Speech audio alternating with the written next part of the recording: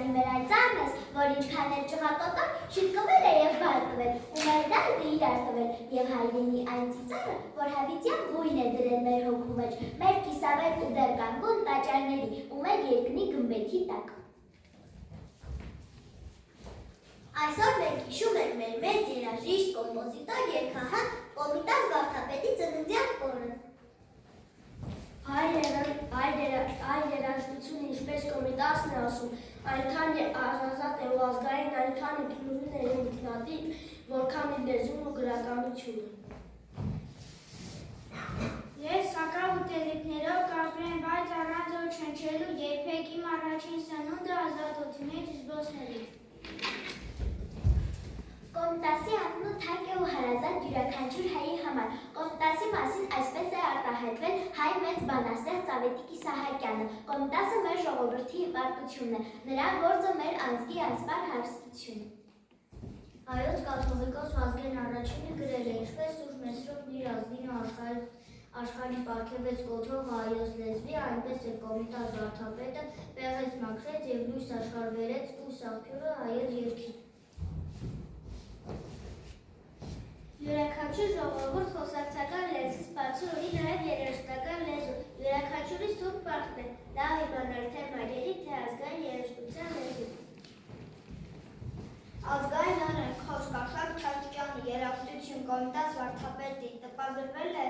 Սուրբ Էջմիածնամ 1885 թվականի ապրիլի 18-ին։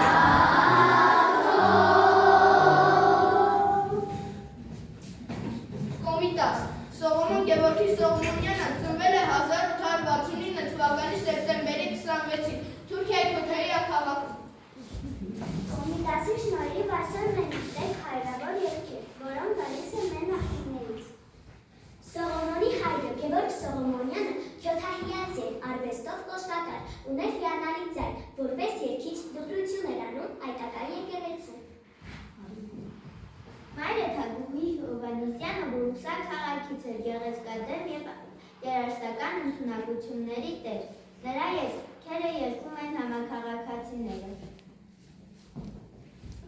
Մանուկ ասակին զրկվել է օրից ու մորից, Սողոմոնը ճաշակել է որդության բոլոր դառնությունները։ Չնայած ընդվարություններով Կոմիտասը ուներ շատ հրաշալի ձեռք ու սերեր, դեպի նրա երգը հիացնում էր բոլորին։ Երբ Կոմիտասը եկավ Էջմիածին, նա սովորեց հոգևոր ճեմարանում ու դարձավ վարդապետ։ Կոմիտասը ոչ միայն հոգևորական է, այլև գիտնական երաժիշտ։ Նա ուսումնասիրում էր հին հայկական երգերը։ Նա գնում էր գյուղեր, լսում մարդկանց երգերը և գրի էր առնում դրանք, այդպես նա փրկեց մեր երգերը մոռացումից։